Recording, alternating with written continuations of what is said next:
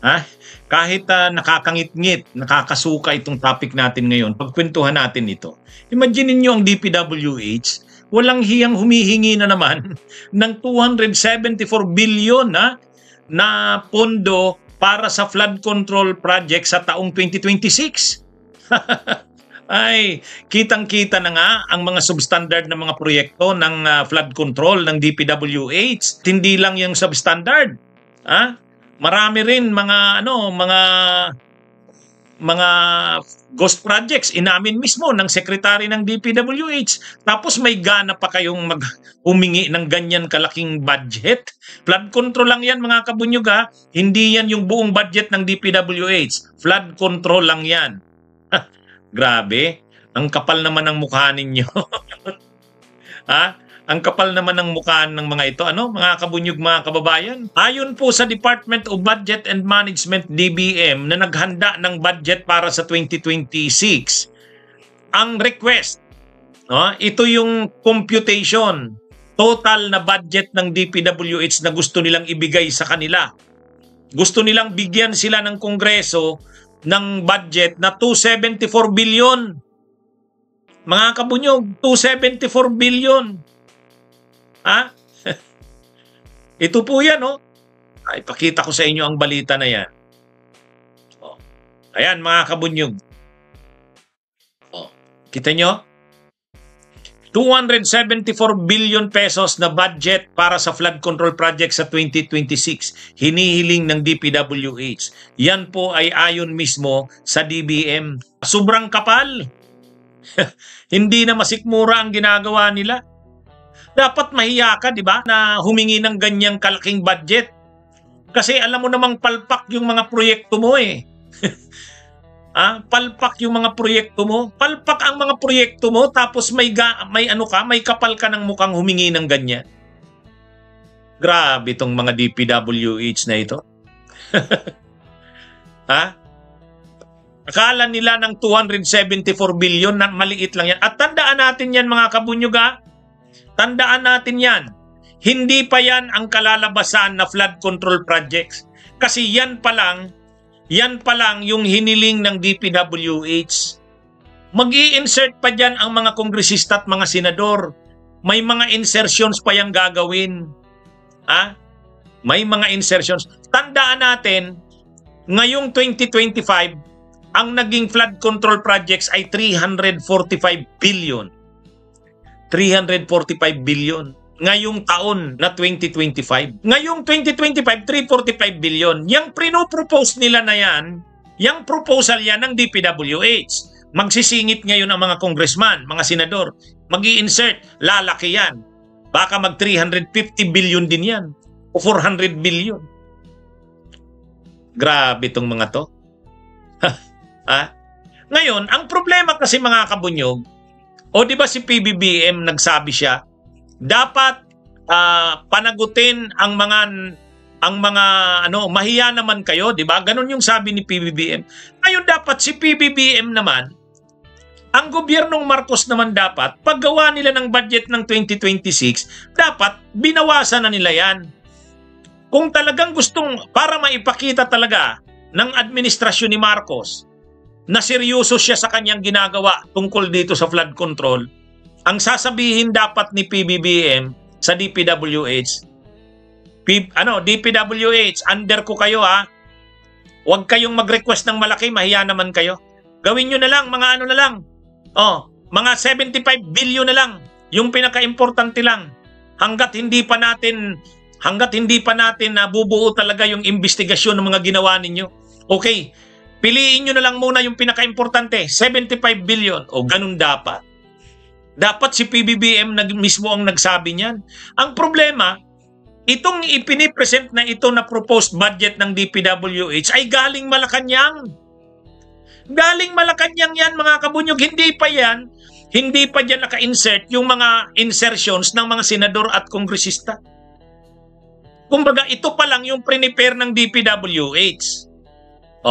Di dapat, dahil prepare yan ng DPWH, at ang DPWH ay under naman ng presidente, dapat ang presidente, sinabihan naman ng DPWH. Mahiya naman kayo, DPWH, huwag kayong mag-request ng malaki.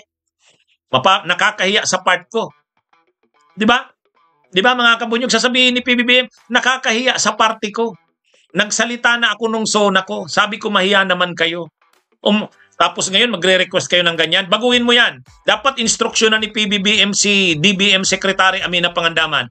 Secretary Pangandaman, baguhin mo yan sa DPWH. Secretary Bunuan, wag muna kayong mag-request ng malaking budget sa flood control. Nakakahiya sa tao. Dapat ganun, di ba? Ito naman mga kongresista at senador. Dapat ganito naman sabihin nila. Kami sa Senado at sa Kongreso, hindi na muna kami magpo-propose ng flood control projects ngayong 2026. Pusin na muna ang investigasyon. Makita natin ang kumpletong detalye ng investigasyon. Yung fraud audit report ng COA, kumpletuhin na muna yan. Ibig sabihin lahat dapat magsabi ng ganyan. Yung executive, magsabi, Secretary Bunuan, instruction ng presidente, wag ka na daw muna mag-request ng malaking budget. Ang laki daw niyang 274. Di ba? Ganun. Tapos dapat yung mga senador naman at mga kongresista, hindi na muna kami magre-request ng budget namin para sa flood control. Ganun. At least may makita ang taong bayan na totoo kayo sa ginagawa nyo. Ngayon, mag-iimbestiga kayo ng mga corruption sa flood control, tapos ang gagawin ninyo, ganyan din pala kalaki. Lalakihan pa yan, dadagdagan pa yan ang insertions ng mga senador at kongresista, kasi yung 274 billion, yung prepare pa lang yan ng DPWH. Mga kabunyog, ito yung ito yung nakakalungkot dito sa nangyayari sa bansa natin. Walang hiya eh. Ano na muna? Uut pa ang gobyerno ng 2.7 trillion sa 2026. Mga kabunyog, uutang. Bakit kailangang umutang? Ay para punduhan nga yung ganyan ng mga budget. Ay grabe. Kaya, ito? Paano natin makikita ang kaseryosuhan sa bahagi ng Malacanang kay PBBM? Di dapat sabihan ni PBBM si Bunuan, yung secretary ng DPWH. Secretary Bunuan, mahiya ka naman. Huwag ka munang humingi ng ganyan kalaking budget.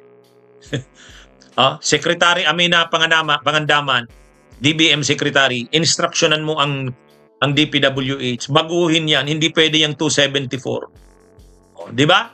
Ganun na muna. Ang daming question sa kanilang projects tapos ganyan mag-request. Hindi maano to. Mahiya naman kayo. Ang gusto kasi nila, sa pag-uusap ngayon ng budget, huwag pag-usapan kung anong nangyari nitong 2025. Hindi pwede. Ang gusto nila, nitong mga nasa Appropriations Committee, mailusot yung budget ng 2026. Paano mo ilulusot yan kung ganyan na may nakalagay dyan, flood control, flood control, mga kabunyog, mga kababayan, 274 billion. Dapat hindi nila palusutin yan. Hindi dapat palusutin yan. Wala talaga ito. Dapat ang mga senador din, wag na muna kayong mag-propose ng mga flood control projects. Ganon din ang mga kongresista. Ipakita nyo naman sa mamamayang Pilipino na seryoso kayo sa ginagawa nyo. Pero kung ganyan, ang dami nang irregularidad, anomalya sa flood control projects. Hindi pa nga naipapaliwanag, hindi pa nga napaparusahan yung mga dapat managot. Tapos ganyan pa rin ang projects ninyo. Sinabi ni Babe Singson, yung secretary ng DPWH nung panahon ni Pinoy, sa buong 6 years daw ni Pinoy, nung siya yung DPWH secretary, 182 billion lang ang naging budget.